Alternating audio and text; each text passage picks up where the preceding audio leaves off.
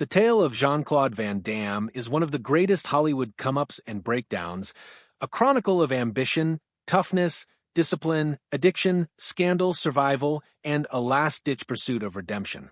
Born on October 18, 1960 as Jean-Claude Camille François van Varenberg in the peaceful Brussels suburb of Berchem-Saint-Gath, he was headed toward a humble blue-collar existence, not global fame. His father Eugene was a florist and accountant, a stickler for discipline who considered a work ethic to be the wellspring of character. His Flemish mother Eliana spoke Dutch, and his French-speaking father, so the home was bilingual, a thing that would later serve Van Damme in good stead when dealing with the worldwide limelight of film. He had just one sister, Veronique, and their lives were simple, based upon discipline and order.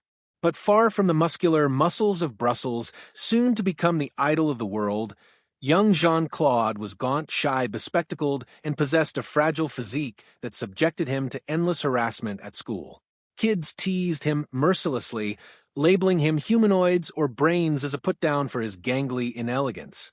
He immersed himself in comic books and solitary pursuits instead of sports, imagining realms where heroes overcame their tormentors. His father saw how low his son's self-esteem had sunk and made the decision to step in. At 11, Jean-Claude started weightlifting, determined to make himself into a person who would never feel powerless once more.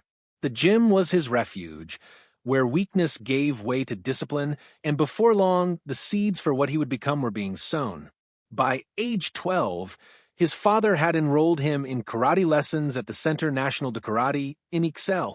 There, watched by the strict eye of Coach Claude Getz, Jean-Claude experienced some of the most grueling training possible. During the period from 1972 to 1976, he trained 7 days a week. He absorbed vicious combinations in sparring, his nose broken multiple times, but never gave up. He found not only physical strength, but the worth of determination, discipline, and perseverance.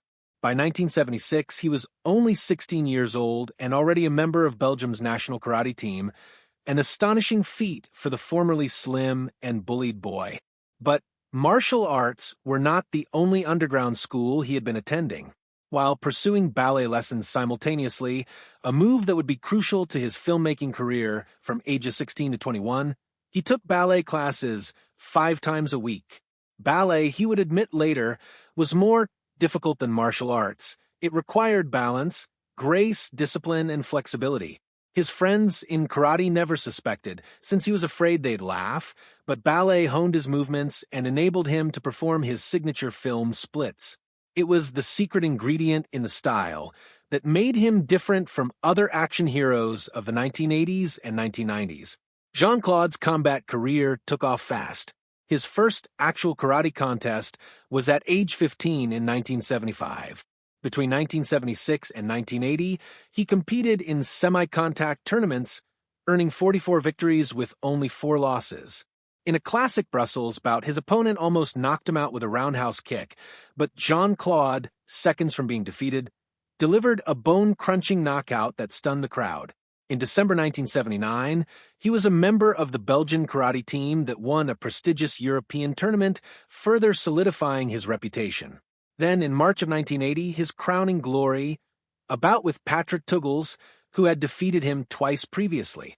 Jean-Claude broke his own hand in the bout, but continued fighting, finally kicking Tuggles so violently in the nose that the bout ended in TKO. That one demonstrated his strength. In later 1979, at the age of only 19, he won the European Professional Karate Association Middleweight Championship. Officially, he won 18 knockouts and had only 1 loss in full-contact bouts, although doubters questioned whether the record included inflated numbers of lighter opponents. At any rate, the opinion was unanimous. Van Damme was a force to be reckoned with as a fighter. He opened California Gym in Brussels at age 20 in a small training room next to a cemetery. Despite his love of fitness, the venture struggled to turn a profit. Jean-Claude worked menial jobs, delivering pizzas, carpeting, posing for bodybuilding magazines, and occasionally sleeping in his gym to skip paying rent. He survived on restaurant scraps and stole food just to keep moving forward. But all was just leading up to a greater ambition. He pinched every franc he could, obsessed with America, the home of movies. At last, in 1982, aged only 21, Jean-Claude took a flight to Los Angeles. Descriptions vary of how much money he took with him, $50, $2,000, $5,000 according to some accounts. But what is certain is that he went with no English, no experience as an actor, and no contacts in Hollywood. He slept in his automobile at Venice Beach, showered in public bathrooms, and did lowly jobs, cleaning apartments, waiting tables, delivering pizzas, and even driving limousines. One evening, while he was working as a limo driver, he met Chuck Norris, who later hired him as a sparring partner and stuntman. His initial experience with cinema was in 1984 with a brief background appearance in the breakdancing film Break-In. He popped on screen for a few seconds, dancing ludicrously uncredited. At the same time, he was working as a bouncer at a nightclub, barely earning enough to make ends meet. But he never lost his training, never lost his drive.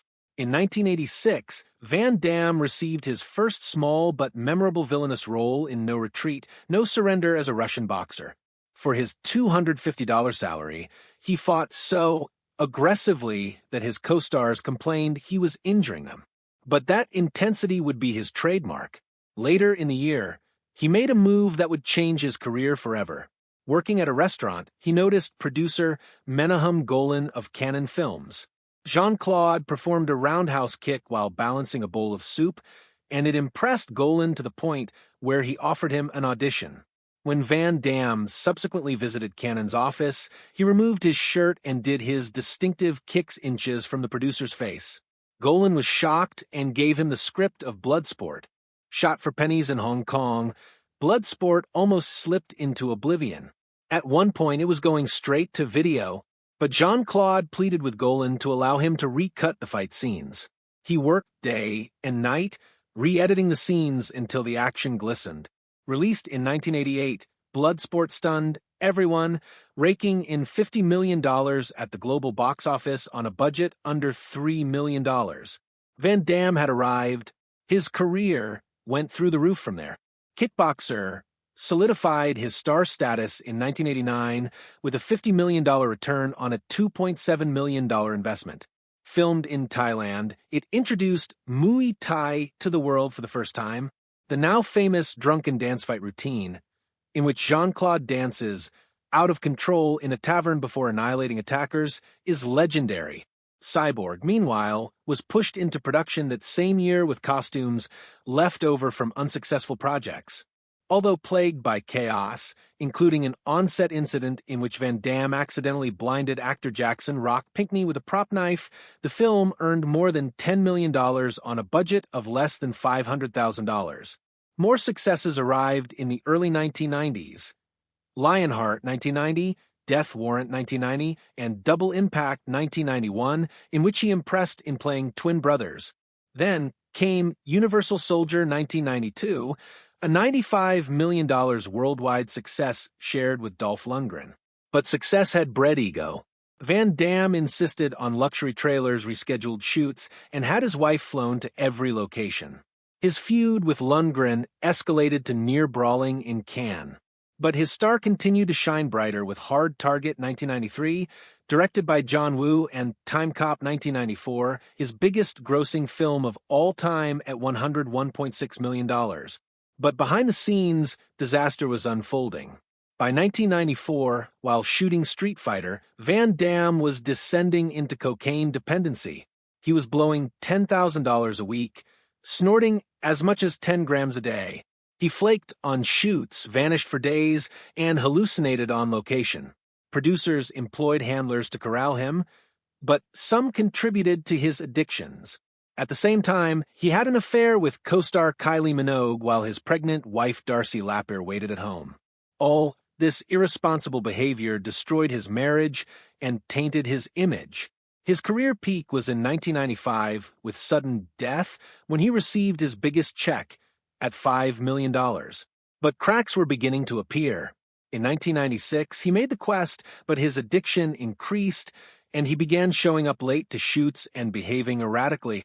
In 1997, Double Team teamed him with Dennis Rodman, but his bipolar disorder, which was yet undiagnosed, created manic mood swings.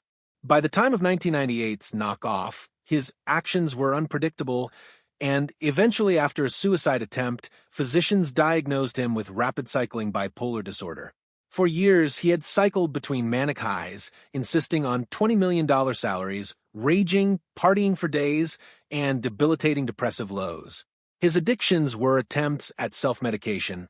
The same year, his tough guy persona disintegrated utterly when he was pummeled out in a Manhattan strip club by former Hell's Angel Chuck Zito after a bathroom slight. Tabloids derided him, nicknaming him Jean-Claude Van Damme. Hollywood spurned him. Universal cut him loose after Universal Soldier. The Return, 1999, tanked horribly, earning a mere $10.7 million on a $45 million investment. The 2000s reduced him to direct-to-video hell. But in 2008, he gave one of his strongest performances as himself, a broke, bankrupt star caught up in a staged robbery in JCVD, a metadrama. His unflinching 8-minute monologue, where he wept openly about his failures, addictions, and failed marriages, left critics agog. But the public, uneasy with their hero laid bare, mainly boycotted it. He made a comeback in 2012 in The Expendables 2 as the villain Jean Villain alongside Sylvester Stallone. But his bid to join the Fast and Furious franchise was shut down by Vin Diesel, who allegedly brushed him aside. Van Damme himself subsequently remarked that Hollywood wasn't in need of manual transmissions in a world of Teslas. He was employed as a voice actor, Master Croc in Kung Fu Panda 2, 2011, and Jean-Claude in Minions: The Rise of Gru, 2022. He spoofed himself in the Amazon series Jean-Claude Van Johnson, 2016, as a spoof of his own life.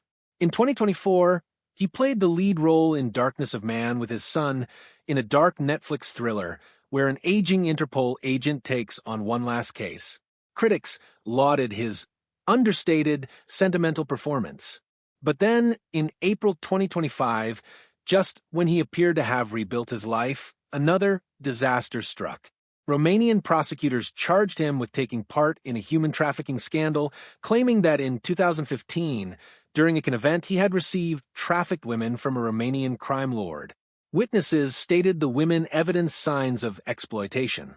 Van Damme's agent described the claims as preposterous, but the collateral damage was staggering. His tenuous path to redemption looked ready to fall apart once again. Despite that, Jean-Claude keeps battling, not in the ring, not on camera, but against the dark shadows of his own legacy. He trains every day, applies martial arts as therapy for his bipolar, and posts fitness tips on the internet. To this day, he is both a warning against self-destruction and a